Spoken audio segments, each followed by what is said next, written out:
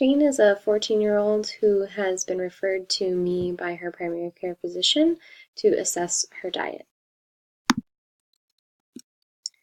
So I'm going to want to look at her family history. I'm going to want to look at her current habits, her current health status, and what she gets for physical activity, the results of her blood work, and I'd like to see a report of what she's been eating. And I'd like to go over possible health risks if she continues along this line, and then possible solutions.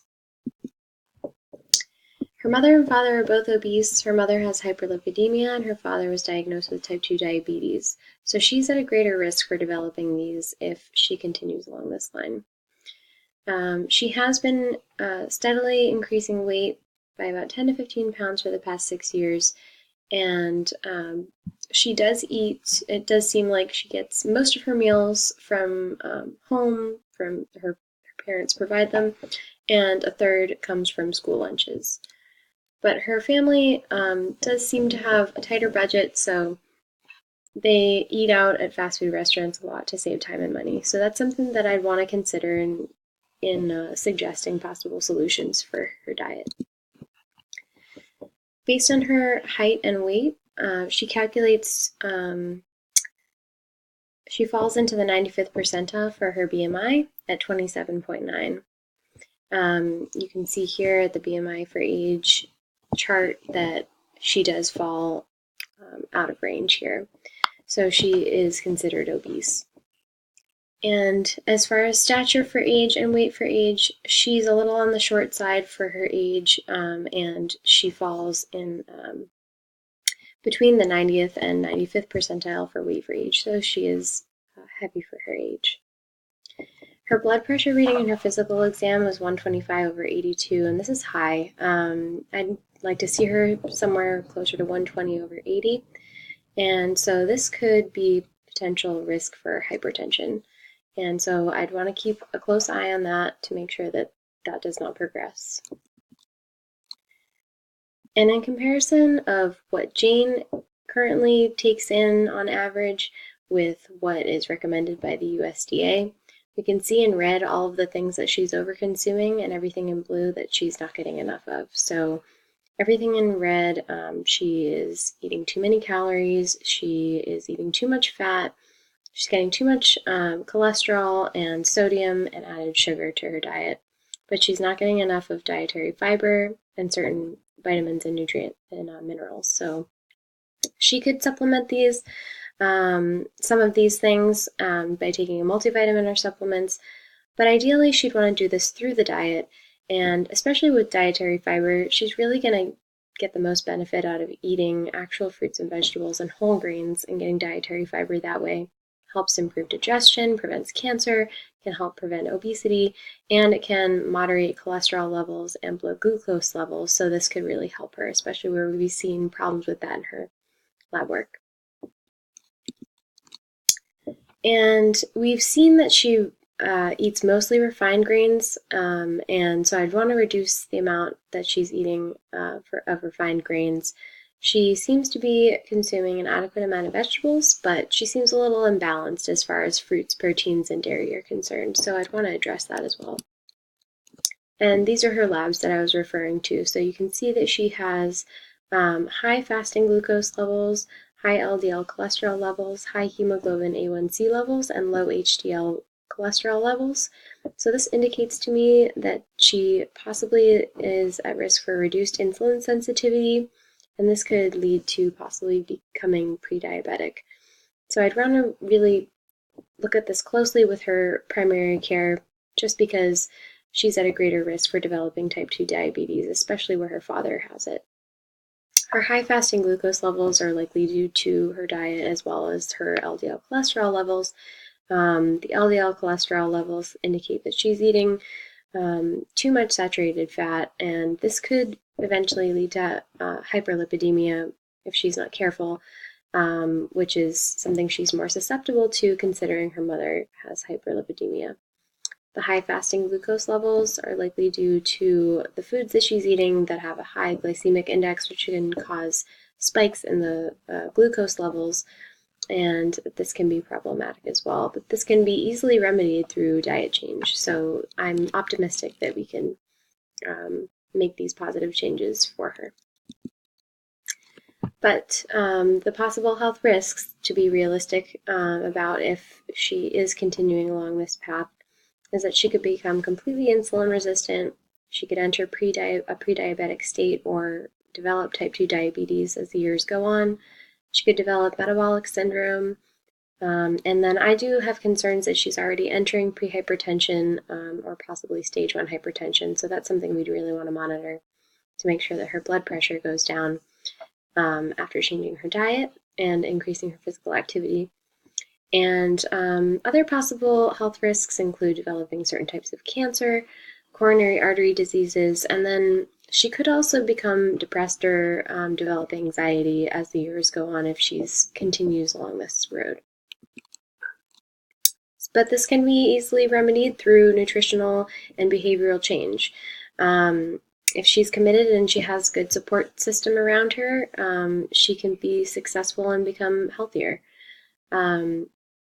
I would say she really needs to reduce her junk food consumption, reducing fast food. So that's something I'd want to talk to her parents about.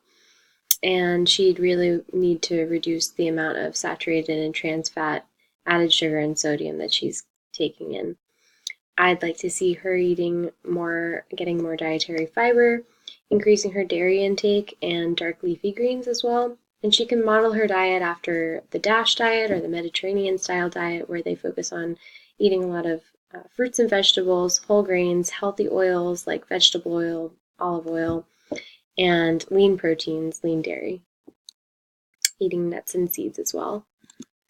And getting lots of colors, variation, watching portion sizes, and she could do this through the Super Tracker on the USDA website. And this can be really helpful, especially when you're making a diet change. I know it's been helpful for me to have a way to figure out, well, what is in a certain type of food, and what do I need for the rest of today, and what have I consumed too much of, what haven't I consumed enough of. So using a tool like this, or even a food tracker app on a tablet or a smartphone, is something that can really come in handy for her. And logging her meals is something that's going to be really handy for her as well, because she'll be able to potentially identify patterns within herself and identify what foods are good and bad. Although I don't really like to label them that way. I just sort of mean what foods she's eating too much of and what things she's not getting enough of. So I'd want to replace all of her refined grains with whole grains, or mostly whole grains. Even fruit juices, I'd say just go for the whole fruit, because you're going to get that added dietary fiber, which has all those benefits I was talking about before.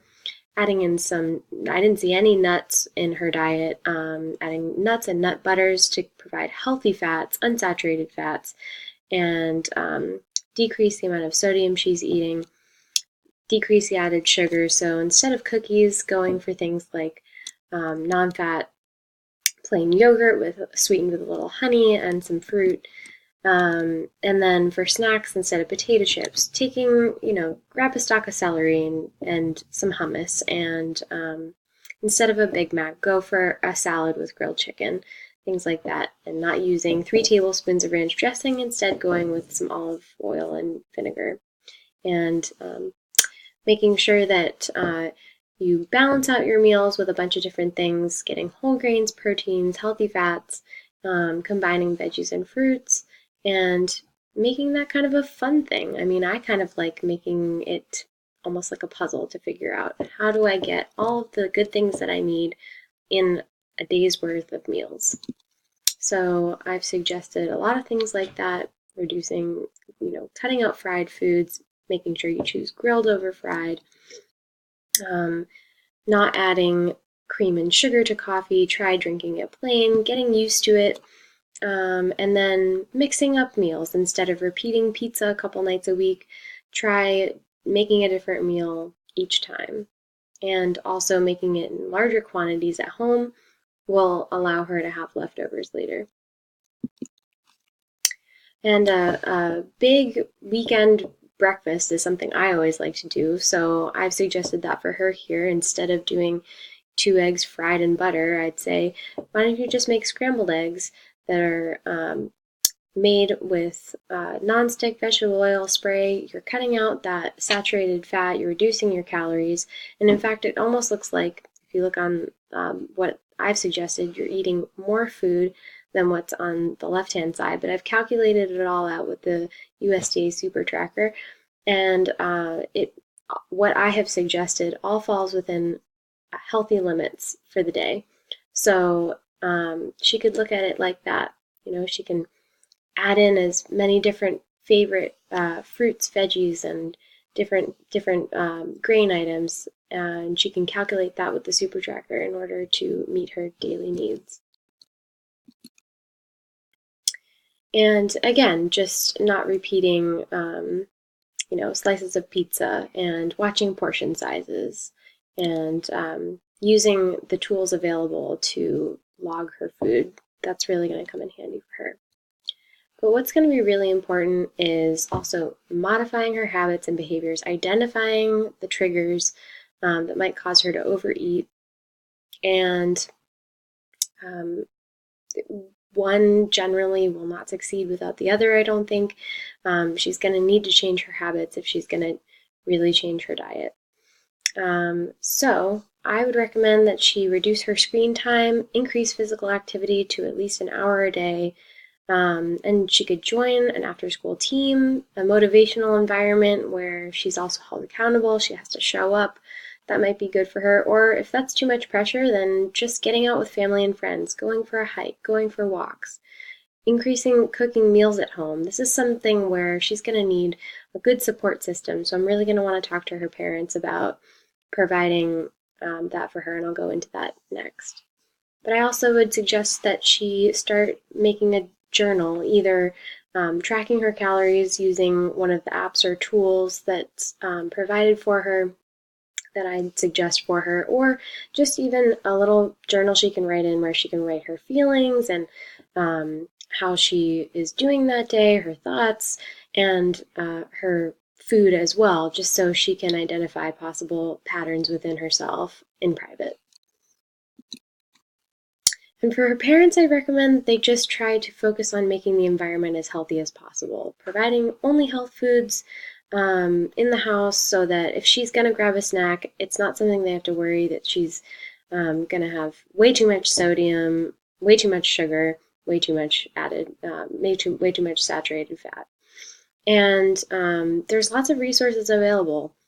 They can refer to the CDC website or SNAP-Ed for ideas on how to meal plan and how to grocery shop on a budget, how to cook meals, recipes, and there's other support and tips for parents who have obese children.